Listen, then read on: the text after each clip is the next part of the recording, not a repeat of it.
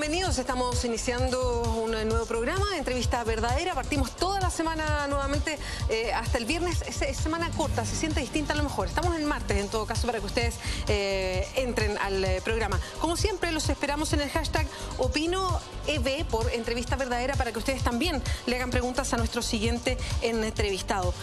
Vamos a hablar de un tema que es bien sensible, aparece siempre mencionado en las encuestas y de hecho se ha anunciado un caceroleo o cacerolazo, si ustedes quieren, para mañana 1 de julio en el sector oriente de Santiago. Esto tiene que ver con la delincuencia. Estamos con el diputado de Renovación Nacional, Gonzalo Fuenzalía, que nos acompaña, es miembro de la Comisión de Seguridad Ciudadana y ha estado bien presente en estos temas. Él es diputado así por un distrito del sur del país. ¿Cómo está, diputado? Muchas gracias por venir. Muy buenas noches, Beatriz. Gracias por la invitación.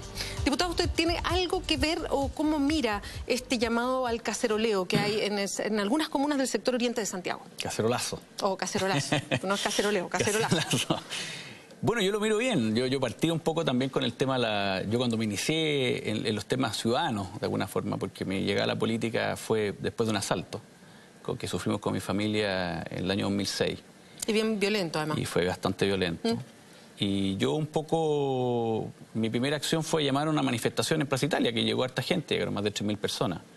Y después de ese acto masivo, yo decidí hacer, con mi señora decidimos hacer de esto una causa de vida, porque nos dimos cuenta que las víctimas estaban muy desvalidas en Chile y no tenían protección, no tenían defensa legal, no tenían psicólogo que les ayudara, y creamos la ONG Víctimas de la Delincuencia, que hasta el día de hoy yo la tengo, y por lo cual yo siempre he sido partidario que los ciudadanos tienen que exigirle al sistema. Y la seguridad es un tema extremadamente sensible, porque la seguridad llega a la casa de uno. Es un problema que se mete a la vida de uno y le quita libertad, le produce daños no solamente económicos, que son los de menos, sino que daños morales, daños emocionales. Entonces, es un tema muy, muy profundo que de alguna manera la gente tiene todo el derecho de manifestar y exigir al Estado, porque mal que mal todos los ciudadanos contribuyen con sus impuestos a financiar un Estado para que le dé bastantes garantías. Y las garantías básicas son defender la vida y la propiedad de las personas. Por eso se creó el Estado, no lo creé yo, lo creó Hobbes hace muchos años, y cuando escribió el Leviatán, una cosa decía, bueno, ¿para qué existe el Estado? Bueno, para que nos garantice la vida y la propiedad de las personas. Entonces, la gente tiene derecho a exigir a las autoridades y al aparato, de alguna manera, que les garantice la seguridad de su casa, la seguridad de la vía pública y la seguridad y también la vía íntegra y la integridad de ellos. Diputado, y en ese mismo sentido, a propósito de estas personas que están organizando, son ciudadanos, este cacerolazo, ¿qué le responde a usted, que es diputado, es parte de las autoridades del país, ustedes legislan y que es parte de la Comisión de Seguridad Ciudadana? Bueno, primero que nada, yo felicito lo que están haciendo. De hecho, yo también hasta lo he publicitado a través, lo hemos apoyado dentro de la ONG Víctimas de la Delincuencia. Yo creo que tiene que ser un cacerolazo, o yo lo he llamado más meter ruido, ya sea hacer sonar la alarma, tocar la bocina. O sea, el cacerolazo es una idea, pero yo creo que esto se transforma al final en meter un ruido de descontento para que se avance. Ahora, yo creo que la responsabilidad acá corresponde, porque el problema de la delincuencia tiene dos temas. Hay un tema legislativo, que lo podemos tratar, y hay otro tema también de gestión. Y ahí el que le corresponde la gestión son los gobiernos de turno. ¿Y por qué digo los gobiernos de turno? Porque la gente no elige a los fiscales, como en otros países, donde los fiscales se comprometen, por ejemplo, a un porcentaje de persecución en el lugar que representan. Aquí los fiscales son designados. Los jueces tampoco los eligen los ciudadanos.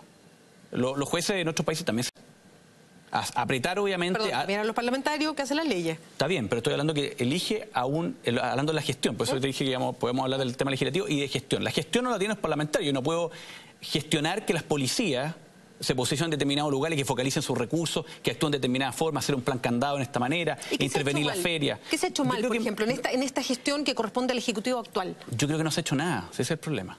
No puedo decir que se ha hecho bien o que se ha hecho mal. No se ha hecho nada. Yo creo que se soltó esa rienda, que sí se apretó bastante en el gobierno anterior.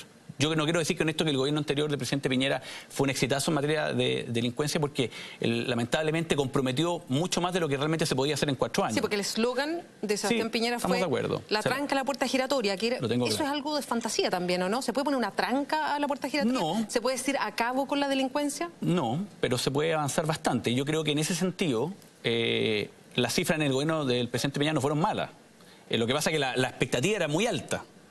Pero de alguna manera yo me acuerdo de que el sistema político cuestionó al sistema que está alrededor del control y la prevención de la delincuencia. Yo me acuerdo al ministro Ginspeter teniendo altercados públicamente con el fiscal nacional, con los jueces, con los carabineros, porque apretaba. Y obviamente las instituciones, cuando las aprietan y le exigen resultados, y de alguna manera estamos en el juego político, que yo te doy recursos si hay resultados, si no, no te doy recursos porque yo tengo la facultad para hacerlo, o yo no actúo de esta manera si no obtenemos resultados y empezamos a apretar. Esto no funciona. Yo creo que hoy día se soltó la rienda y no se aprieta. Entonces, hoy día vemos que de alguna manera, las policías de alguna manera, yo siento que hoy día se han transformado en una policía reactiva y no preventiva. O sea, esperan que se cometa el delito para actuar, porque de alguna manera sienten que no tienen herramientas y que nadie de alguna manera les pone piso tampoco para actuar. ¿Ha sido distinto en algún momento? Sí, claro. ¿Cuándo? ¿Cómo? Bueno, el sistema antiguo que teníamos. Yo creo, en términos legislativos, yo creo que nosotros pasamos de un sistema inquisitorio que era totalmente distinto, porque el principio que uno era culpable tenía que demostrar la inocencia. Pasamos a un principio garantista, a un sistema garantista que se aplica en muchos países, que tiene muchas bondades, pero nos fuimos al otro extremo. ¿En qué sentido? Que dejamos todo la persecución del delito al fiscal.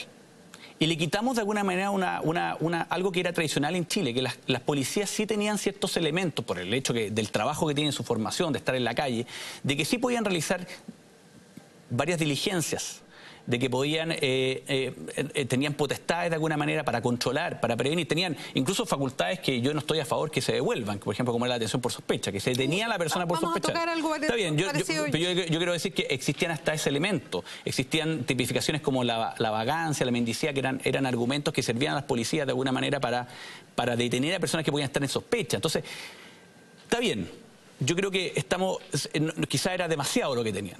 Y se cometieron abusos en la historia de este país, y eso no vamos a entrar en ese tema, pero todos sabemos que se cometieron abusos con esa misma herramienta. Pero nos fuimos abusos, delitos. Abusos, delitos, violaciones, en fin. Sí, claro, graves. Graves, y eso estamos de acuerdo. Pero han pasado hartos años de eso, y hoy día el país es un país distinto. Y por lo mismo tenemos que enfrentar un país que tiene otras dinámicas hoy día. Entonces tenemos una policía, y esa policía, bueno, ¿para qué está?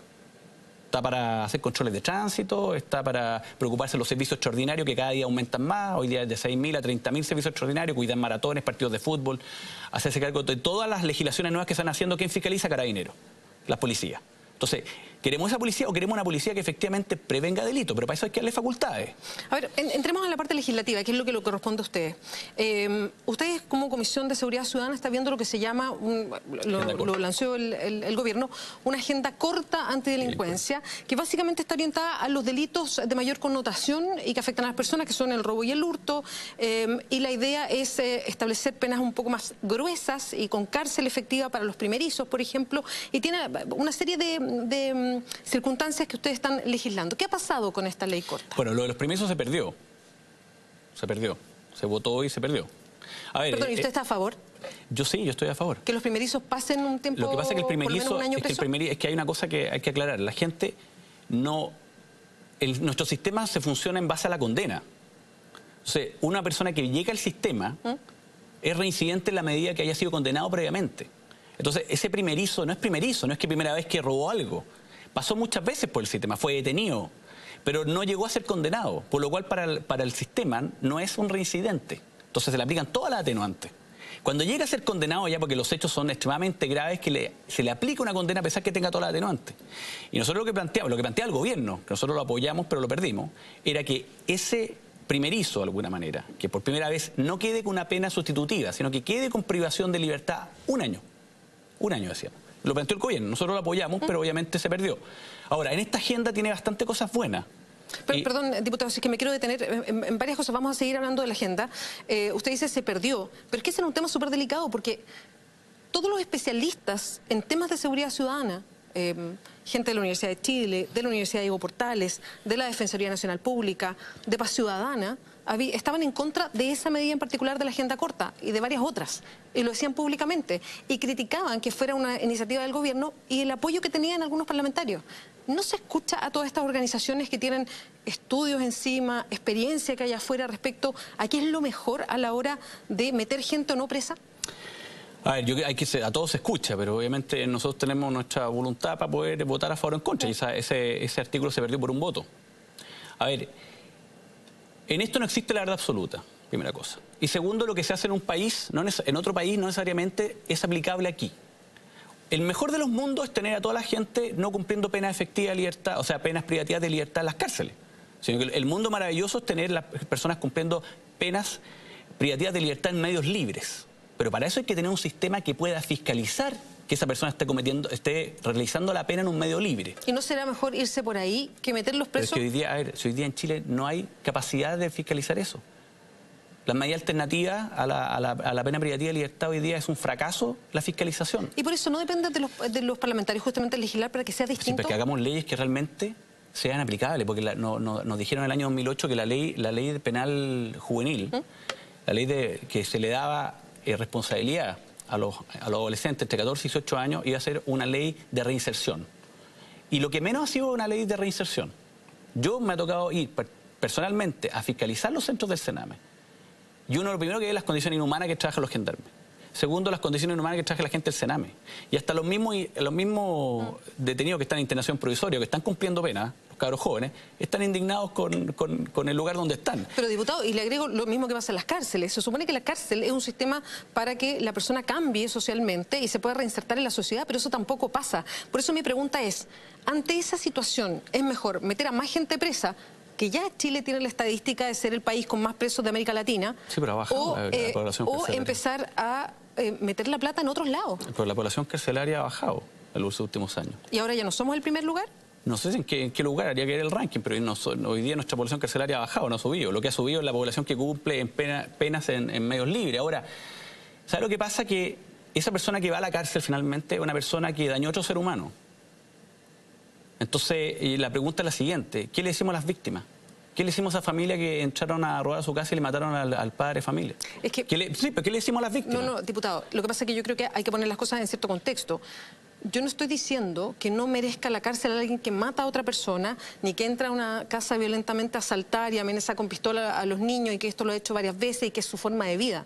Estoy diciendo que estamos hablando de los delitos de mayor connotación y de los que más se producen en Chile. Estamos hablando de hurtos y de robos, no necesariamente de asaltos, son cosas distintas. Entonces, no metemos todo en el mismo saco del análisis. Pero es que distingamos también, porque el hurto generalmente ninguna persona que se dedica al hurto termina en la cárcel.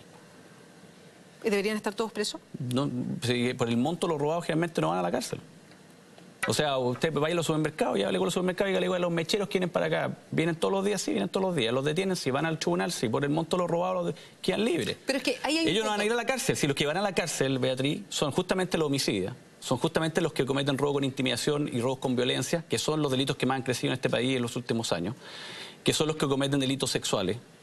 Esos son los delitos de mayor connotación social. Esos son los delitos que van a la cárcel. Diputado, tenemos experiencia de hace poco de personas que vendían sedes piratas que están presos porque no pudieron pagar una multa.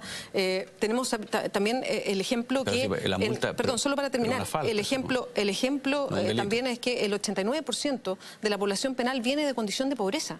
Entonces, cuando decimos quién hoy día cumple penas de cárcel en Chile, creo que no, hay un engaño general. Los delitos de cuello y corbata, que nos estafan a todos nosotros, tenemos los ejemplos claritos de lo que pasó recién, no cumplen pena de cárcel, solo la cumple un sector de la población. Por eso yo insisto, tenemos que mirar hacia allá para estar discutiendo o viendo qué hacemos con la delincuencia, o es un tema mucho más de fondo, como para tratar, a propósito que usted es parlamentario, y que ahí se discuten las leyes del país. Mire, yo le vuelvo a repetir, los delitos que van a las cárceles son los delitos violentos, los delitos de mayor connotación social que producen más daño. Porque detrás de ese delito hay una familia y hay personas que tienen derecho a vivir, derecho a que no le ingresen a su casa, derecho a que no le maten a un miembro familiar, que no le cometan abuso sexual a un miembro de su familia. No, si estoy totalmente pero por eso, es que si está de acuerdo conmigo, la lógica del mayor de edad, de 18 años, sobre la aplicación del ius punendi, que es el castigar a la persona con privarle la libertad, que es un castigo. Porque hoy día nosotros en Chile, en otros países incluso existe también la privación de libertad con trabajo forzado como una pena. Hoy día en Chile no existe el trabajo forzado, existe solamente la privación de libertad. Existe la alternativa del medio libre, pero eso viene de acuerdo a lo que el juez determina en base al daño cometido por ese delincuente, que finalmente determina si se va a prisión, se va a cumplir la pena privativa de libertad o no. pero la pena privativa de libertad yo no estoy por eliminarla. O sea, la persona que es privada de libertad porque cometió un delito grave. Y eso no nos olvidemos que esa persona cometió un delito grave y detrás de ese delito hay personas, hay seres humanos. No hay cifras, porque aquí de repente llegan los expertos a la universidad y hablan, mire, el 40%, 50%. Oye, 40%, 50%, hay personas. Hay personas que han vivido la delincuencia. Y esas personas que le tenemos que decir, mire, no se preocupe, la persona que mató a su papá va a quedar libre, porque la idea es que lo reinsertemos. Pero, diputado, es una caricatura. La gente una que caricatura. mata a otro no queda en libertad en Chile. No queda libertad. No, la gente va presa en Chile. Pero si eso lo estoy diciendo. No, por supuesto. O sea, lo que yo voy es que no solamente esa es la gente que está presa, esa es la gente que cae presa en Chile. La gente que va a penas privativas de libertad, estamos hablando. No que vaya a prisión preventiva. Es gente que comete delitos graves. O que finalmente es reincidente su conducta del delito que se va a los tribunales en forma sustancial. Pero una persona que hurta champú en un supermercado no va a ir presa a cumplir una condena de 5 años. Ni el que usted dice que pirateó, que usted mismo me está diciendo que una multa, es una falta, ni siquiera un delito. Bueno, pero estaba preso y se quemó en la cárcel del 2010. No sé, que del 2010 hasta ahora ya cambió mucho la situación. Habría que ir el caso. Pues ese caso fue súper tenía 61 días de cárcel, estaba ahí con todos los reos y murió quemado. Tenía 61 días de cárcel, pues. Sí, a lo que voy o sea, y que, mire, si llegó a esas 61 días de cárcel, llegó porque fue extremadamente reincidente. O sea, ha sido la 6ª vez que fue al tribunal para que le hayan dado 61 días de cárcel. Por venderse de pirata. Por lo que sea. Es que lo que estoy marcando es que sí existe gente que está hoy día presa. Sí, son los mínimos, Beatriz. Son los mínimos. Son los mínimos. Yo no sé. Lo podemos revisar. Podemos seguir discutiendo, pero tenemos pregunta que llega a Twitter, al hashtag entrevista Opino EB, no me voy a equivocar de nuevo. Le damos la pregunta para el diputado Gonzalo Fuenzalía. Germain dice, ¿usted cree que la falta de oportunidades en materia de educación influye a los niveles de delincuencia? A ver, mire, si yo en esto no podemos hacerlo ciego en esto, sí. La gente que comete delitos, los que se dedican a la delincuencia, porque finalmente la delincuencia es una actividad económica. La gente que delinque no lo hace porque es malo y quiere provocarle daño a otro ser humano, sino que quiere hacerse de especies, que finalmente las reduce rápidamente en una feria el día siguiente, o tiene un poder comprador. El mechero que va al supermercado no es el que después va a la feria a vender lo robado, sino que tiene un mayorista que le vende y que le compra y que le paga rápidamente. O sea, esto es un negocio. Y ese negocio contagia a cabros jóvenes que están en un ambiente de extrema vulnerabilidad. Entonces yo estoy de acuerdo, la delincuencia hay que enfrentarla en varios ámbitos. Un tema es el control, la persecución, justamente para poder lograr que la persona sea detenida y sea juzgada en el sistema. Y si cometió un delito grave y se demuestra su participación y su culpabilidad, va a ser sentenciado y va a ser condenado. Será en un medio libre o será en un medio cerrado. Pero obviamente que yo también estoy de acuerdo que hay que prevenir.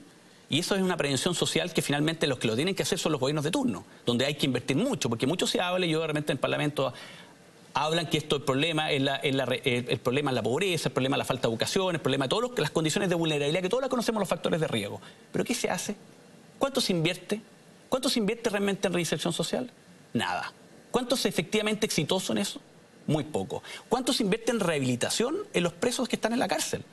Hoy día ni siquiera hemos sacado adelante un proyecto que el gobierno lo viene anunciando, que es crear un Servicio Nacional de Rehabilitación. Perdón, diputado, es que lo detengo ahí.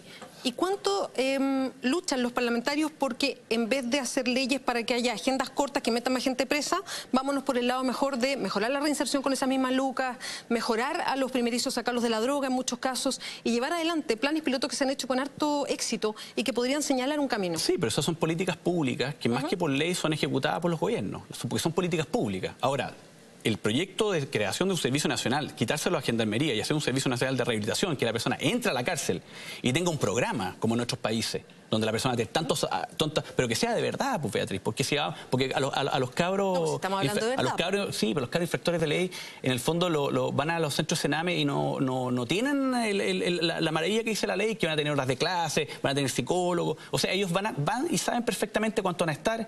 Conocen la ley mejor que uno. A mí me tocó hablar con ellos ahí en el patio. O sea, conocen la ley, las penas que tienen, cuánto van a estar, lo visitan todos los días los abogados, saben perfectamente que esto es una pasadita por el sistema y van a volver seguramente. Entonces, si nosotros como país queremos, pues yo lo que quiero es que haya menos víctimas y que haya menos delincuencia. Y lo tengo claro que para mí, que esa persona que va a la cárcel, que 70% reincide, lo ideal es que si va a la cárcel no vuelva a reincidir. Y ojalá que cuando salga a la cárcel tenga una oportunidad de insertarse en la sociedad. ¿Hoy día pasa eso? Hoy día pasa eso. O sea, perdón, no pasa eso, no hay reinserción. Exacto. Hoy día lo que pasa es que la persona sale y vuelve a delinquir. Hoy día sale y vuelve a delinquir. Eso es lo que yo más quiero. Pero para eso, obviamente, tenemos que hacer las cosas de verdad. Ahora, yo, el primero en votar y apoyar un Servicio Nacional de Rehabilitación, porque sea de verdad. O sea, que estén los recursos para hacerlo. ¿Pero por qué no se discuta eso? Se discute... bueno, que el que tiene que mandar el proyecto de ley para hacer eso es el gobierno. El proyecto de ley lo anunció el gobierno, todavía no lo envía. Diputado, veamos otra pregunta que llega a Opino EB, esto con el hashtag, para el diputado Gonzalo Fuenzalía. Aquiles Castro dice, ¿son más legítimas las demandas del barrio alto que de las poblaciones si son los mismos delitos? No, eso es otro mito, porque la delincuencia donde más se produce y donde más afecta son justamente los sectores vulnerables. Hoy día sostener que la delincuencia se produce en el sector oriente de Santiago es poco, o sea, aparte de ser erróneo, puede ser ocupado casi maliciosamente. Pero usted justifica el cacerolazo, que es en la zona oriente. Pero lógico. Pero ¿por qué dice que van a tocar solamente la zona oriente? Podrán tocar en otras comunas. Porque el llamado es como, viene a veces uno, ¿no? No, hubo un grupo de personas que llaman a esto. Ni siquiera ninguna salió en la prensa. Entonces yo me equivoqué, porque yo sabía que era de Lo Barnechea, Vitacura, Las Condes. Pero ¿por qué no gente de Huachurá, gente de Renca? No sé si alguien quiere... Pero yo sabía que el llamado a cacerolazo era por allá. No, pero esto se ha movido en las redes sociales y en el fondo de redes sociales, Facebook solamente lo tiene la gente de Las Condes, de Vitacura, Nechea. Entonces, tampoco estigmaticemos este tema, porque finalmente empezamos en las cifras y vamos a ver que la comuna de Maipú, la comuna de San Bernardo, la comuna de La Florida, la comuna incluso de Puente Alto, son las comunas que tienen más índice de delito. También se agrega Las Condes. Pero no necesariamente son las comunas del sector oriente. Aquí la delincuencia es un tema que afecta... O sea, perdón, la última cifra que revisé, usted la debe tener mucho más clara porque está en la comisión, la última cifra que revisé, que hacen un cruce entre la estadística oficial más lo que dicen los municipios y la estadística de Carabineros, hablaba que la zona con, y esto en delincuencia en general, partía con Santiago Centro, seguía Quinta Normal, tercera era Calama, después venía... Avenida Santiago, La Granja y después, no, porque estaba Calama entre medio, La Granja y finalmente Estación Central, si no me equivoco, con una, pero era más o menos esa la relación, que no era ninguna de las comunas que hemos hablado de la zona grande. Pero, bueno, ¿estamos hablando de todos los delitos? ¿Estamos haando de ciertos delitos particulares? No, de todos los delitos. O sea, acá tengo las cifras del año pasado. Es que yo quería, a propósito de esa misma pregunta, hay un tema interesante, que es la cantidad de carabineros disponibles por comuna. La lógica es que las comunas con mayor población tienden a ser, las comunas más pobladas tienden a ser las con mayores delitos porque tienen mayor población. Por supuesto, entonces, porque en el fondo, por eso cuando vemos a la cantidad de delitos denunciados, casos policiales... Aquí la tercera era Calama, entonces me imagino que está desagregado el porcentaje. Esa región tiene varios delitos, sobre todo por el tema del narcotráfico. Diputado, pero hay un tema que a uno le llama la atención y que lo reclaman los alcaldes de las comunas bien vulnerables y que tienen problemas, que es la cantidad de carabineros que se destinan. Ahí hay una desigualdad, pero enorme. En las comunas de la zona oriente tienen cifras distintas, pero tienen, y aquí ya se me olvida si es Vitacura o Las Condes, pero las cifras, en algunas hay 700, un carabinero por 700 personas, en otra hay un carabinero por 490, en otra hay un carabinero por 300 y algo, en Puente Alto hay un carabinero por 1.300 personas, en San Bernardo uno por cada 1.000, lo mismo en Maipú. Entonces hay una diferencia muy grande y hay una concentración en las comunas con más lucas. Yo no creo que sea así, No creo que sea así. Yo le voy a decir una cifra solamente. ¿Lo estuvo mirando? Bueno, pues yo me las conozco, no las tengo acá en la cabeza en este minuto, pero no es tan así porque Carabineros hace toda una metodología de distribución de fuerza de acuerdo a un estudio que le hizo la Universidad de Chile y que tiene varios elementos. Pero yo le voy a decir un solo ejemplo, Barnechea. ¿Cuántos habitantes cree usted que tiene Barnechea? No me lo sé. Bueno, tiene alrededor de 100.000, 112.000 habitantes. ¿Sabe cuántos carabineros tiene Barnechea? 123, 124 carabineros. Eso no significa que sean los 124 ahí en la calle, porque hay turnos, hay licencias, o sea, pongámosle en la mitad, 60. 60 carabineros para 112.000. Entonces esto me dice, sabe que las comunas de la zona oriente tienen muchos más carabineros, pero a ver, le estoy poniendo un caso clave. Barnechea. Barnechea tiene 123, 124, ahora con la nueva comisaría se le van a sumar 25 más. Va a llegar a 150. A 150 carabineros para una población de 112.000 habitantes. ¿Usted considera que son muchos? Yo considero que es poco.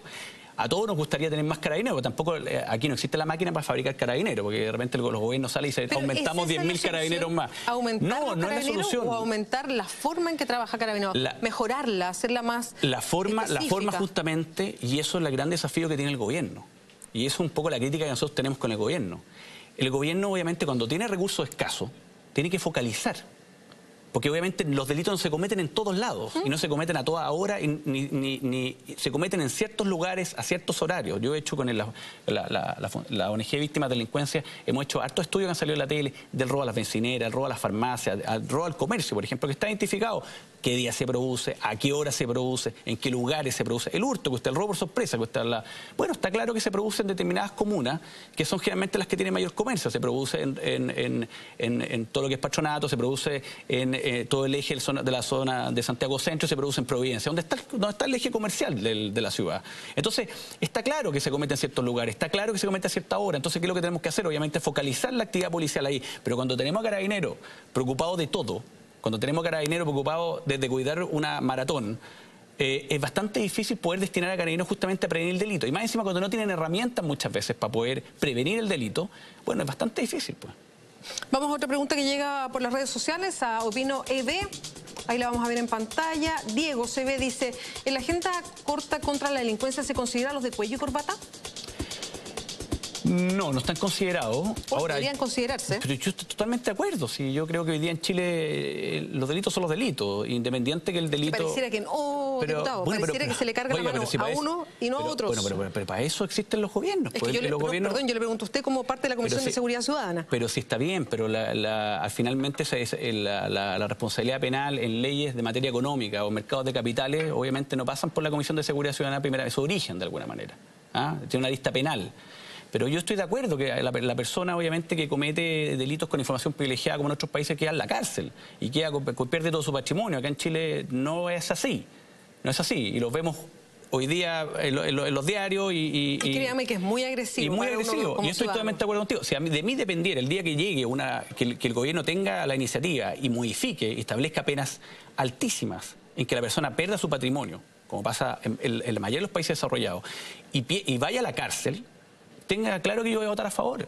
Y que yo creo que muchos van a votar a favor, que hoy día se pueden decir, no, yo no voy a votar. Sí, van a votar a favor, porque obviamente la ley pareja no dura. Yo estoy en contra de los delitos de cuello y corbata y los delitos de pistola y cuchillo. Estoy en contra de cualquier tipo de delito. Pero no por eso, obviamente, yo le quiero decir que en el fondo nosotros tenemos que también trabajar en base a los insumos que nos van llegando a los gobiernos. Esto es un sistema presidencialista donde el gobierno pone la agenda y pone la urgencia. Entonces hoy día, por ejemplo, nosotros fuimos a ver a la ministra de Justicia a pedirle que ponga discusión inmediata la agenda corta antidelincuencia, porque esta agenda resulta que se va a ir ahora a Constitución, donde están las agendas de probidad, y podemos estar un año esperando. Diputado, justo eso, es que se nos va el tiempo y quiero alcanzar a preguntarle un tema que resultó muy polémico. Quiero saber si ustedes siguen manteniendo la idea y que me digan qué está, porque para que no nos perdamos en la discusión, que es el control preventivo aleatorio de identidad, que incluso se confunde con detención por sospecha. El aleatorio se lo puso usted. Yo lo había escuchado, lo había hasta leído con aleatorio. Control de identidad. Ya. Control de identidad preventivo, porque es para prevenir delitos. Sí, que ha desportado harta polémica. ¿Ustedes siguen manteniendo la idea? Lógico, yo fui uno de los creadores. ¿Y se metió el proyecto? Hasta me quitaron fascista por aprobarlo. Pero no lo aprobé yo, pero lógico. ¿Y siguen el proyecto? Pero lógico, que siguen el proyecto y se transforme en ley. Pues si lo votan nomás. Si lo votan. Bueno, vamos a hacer todo lo posible para que se vote y para que la gente conozca lo que votan sus parlamentarios. Porque en este país los parlamentarios dicen una cosa en el distrito, después llegan a la Cámara y votan distinto. A no ser que lo voten con B larga, ¿no? Bueno, yo estoy para que sea ley y que le demos una facultad a Carabineros para así como hoy día puede parar el auto y le puede pedir el carnet a usted y la identificación. Curiosamente lo puede hacer para una persona que va en auto, pero una persona que está a pie no le puede decir identifíquese. Ahí está la explicación, es que uno es un derecho constitucional, el otro no. ¿Por qué sí? Sí, lo dio el Defensor Nacional, decía eso. Que tiene una polémica con ustedes mismos. Caminar libremente por la calle respecto a manejar un auto. Esa es la gran diferencia. Diputado, se nos va el tiempo. Muchas gracias por acompañarnos acá en Entrevista Verdadera. Muchas gracias. Que le vaya muy bien. Vamos ahora a un resumen de noticias. En la entrada principal al Congreso Nacional en Valparaíso, un grupo de personas inició una protesta en la que lanzaron unos 100 pares de zapatos al frontis del edificio. Se trata de estudiantes y profesores que se expresan en el marco de las movilizaciones estudiantiles y el paro docente. La acción se ejecutó para hacer el llamado a que los parlamentarios y la presidenta se pongan en los zapatos de los profesores. El 26 de junio pasado, los abogados de Pablo Salaquet, José Miguel Barahona y Cristóbal Bonasic solicitaron al tribunal la autorización para que única y exclusivamente en la noche del 4 para el día 5 de julio próximo, el señor Salaquet pueda iniciar su régimen de arresto domiciliario nocturno a las 3 horas del día 5, según consigna la tercera. Las razones, según el escrito de la defensa, serían que la hija de Salaquet está invitada a una actividad en el Colegio Everest, institución que tiene organizada una comida y baile padre e hija en las dependencias del mismo para el día día 4 de julio próximo, desde las 21 horas y para concluir a las 3 horas del día siguiente, el 5 de julio. Al respecto, el tribunal fijó audiencia de revisión de medidas cautelares para Salaquet el 2 de julio a las 14 horas. Cuba se convirtió hoy en el primer país del mundo en recibir la certificación de la Organización Mundial de la Salud por haber eliminado la transmisión del virus del SIDA-VIH y la sífilis de madre a hijo. El anuncio de ese logro lo hizo el ministro de Salud Pública de Cuba, Roberto Morales Ojeda, en la sede de Washington de la Organización Panamericana de la Salud, cuyos Estados miembros se comprometieron en 2010 a lograr esa meta como muy tarde en el 2020. Todo ha sido posible por nuestro sistema social y por la voluntad política desde el más alto nivel. Eso es lo que ha permitido que un país con escasos recursos haya hecho estos logros, dijo el ministro cubano.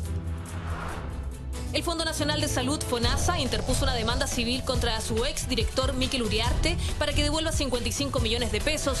Uriarte ejerció entre julio de 2010 y marzo de 2013 como director de la institución, mientras paralelamente era concejal de la comuna de Las Condes. En noviembre del año pasado, la Contraloría General de la República emitió un dictamen respecto a este tema, señalando la incompatibilidad del ejercicio de ambos cargos y solicitando la devolución de los ingresos percibidos por concepto de alta dirección en el servicio. Muchas gracias por acompañarnos esta noche. Hasta mañana. Ya llega Ignacio Franzani con Mentiras Verdaderas. Chao, chao.